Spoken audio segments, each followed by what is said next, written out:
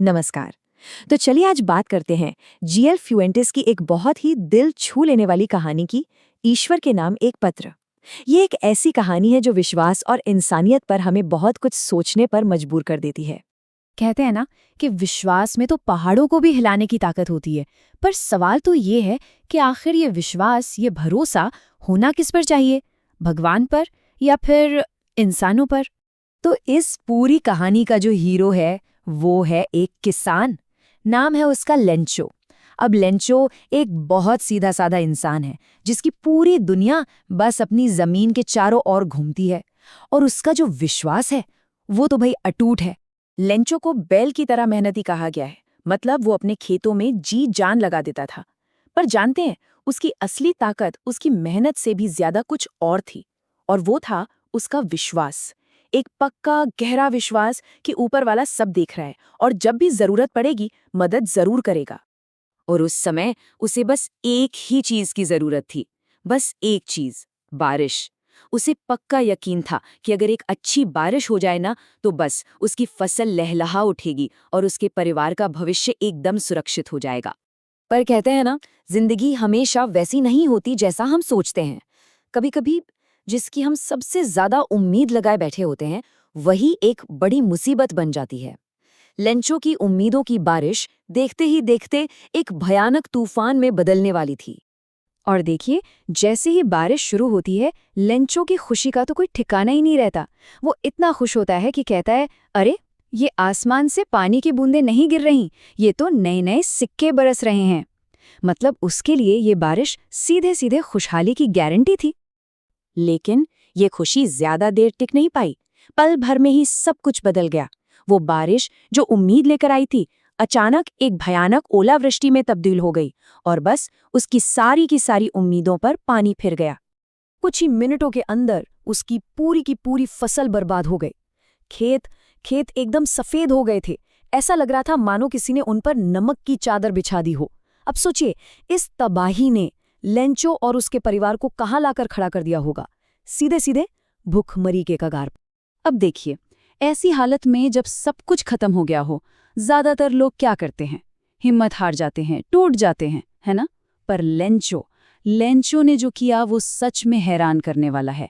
यहीं पर हमें उसके विश्वास की असली गहराई पता चलती है। वो कोई लंबी चौड़ी प्रार्थना नहीं करता, नहीं। वो सीधा एक चिट्ठी लिखता है। और किसे? सीधे भगवान को। एकदम सीधी सादी, दिल से निकली हुई एक अर्जी। लिखता है कि भगवान, अगर आपने मदद नहीं की तो मेरा परिवार भूखा मर जाएगा। मुझे अपनी फसल दोबारा बोने और घर चलाने के लिए 100 पेसोस चाहिए। और ये सिर्फ एक ख्याल नहीं था कि मन में आया और चला गया। नहीं, उसने बाकायदा लिफाफे पर पता लिखा भगवान को, उस पर टिकट लगाया और जाकर उसे मेल बॉक्स में डाल भी आया। मतलब ये सिर्फ विश्वास नहीं था, ये उस विश्वास पर उठाया गया एक ठोस कदम था। तो अब कहानी में एंट्री होती है पोस्ट ऑफिस की। जरा सोचिए, वो अनोखी चिट्ठी अब पोस्ट ऑफिस पहुंच चुकी है और यहीं से शुरू होती है इंसानियत की एक, कह सकते हैं, एक बड़ी प्यारी सी साजिश। इमेजिन कीजिए उस डाकिया को जिसे भगवान के पते वाली ये चिट्ठी मिली होगी। वो तो बेचारा चकरा गया होगा। वो भागा भागा अपने बॉस यानी पोस्टमास्टर के पास गया। पोस्टमास्टर ने जब पता देखा तो पहले तो वो भी जोर से हंस पड़ा, लेकिन फिर अचानक वो एकदम सीरियस हो गया। उसकी हंसी एक तरह के सम्मान में बदल गई। पोस्टमास्टर उस चिट्ठी को देखकर इतना इतना ज्यादा प्रभावित हुआ कि उसके मुंह से निकला, क्या विश्वास है!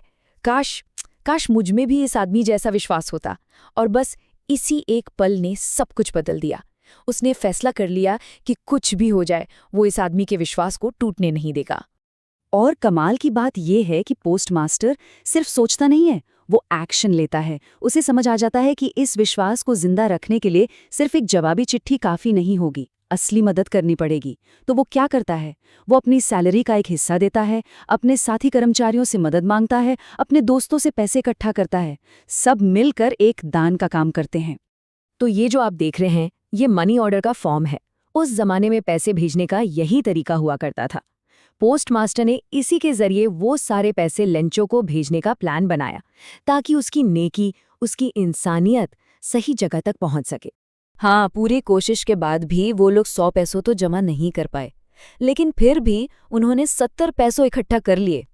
ये लेंचो की मांगी हुई रकम के आधे से ज्यादा था, जो अपने आप में एक बड़ी बात थी।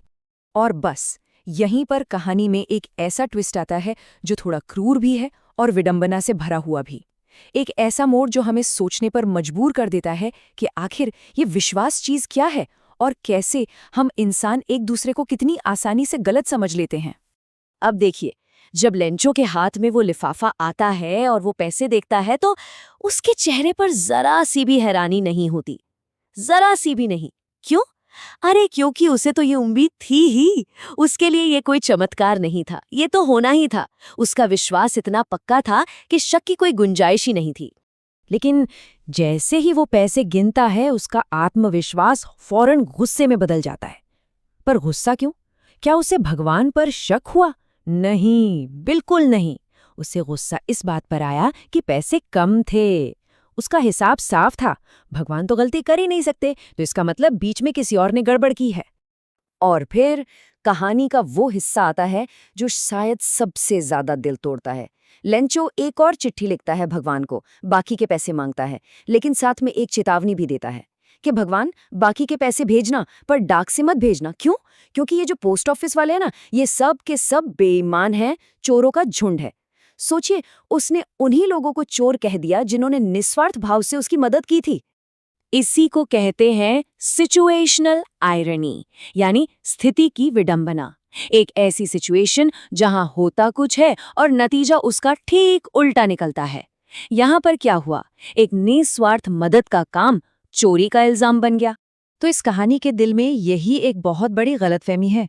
देखिए, एक तरफ है लेंचो का अटूट पर शायद थोड़ा अंधा विश्वास, और दूसरी तरफ है पोस्टमास्टर और उसके साथियों की खामोश इंसानियत। ये दो अलग अलग नजरिए हैं जो एक दूसरे के इतने करीब आकर भी एक दूसरे को समझ नहीं पाते। तो आखिर में ये कहानी हमें एक बड़े सवाल के साथ छोड़ जाती है। जब किसी की भलाई को, किसी की नेकी को चोरी समझ लिया जाए, तो ये हमारे विश्वास के बारे में क्या बताता है? क्या सिर्फ भगवान पर विश्वास करना काफी है या इंसानियत पर भी भरोसा करना जरूरी है? ये कहानी इन्हीं सवालों को हमारे दिमाग में हमेशा के लिए जिंदा छोड़ जाती है।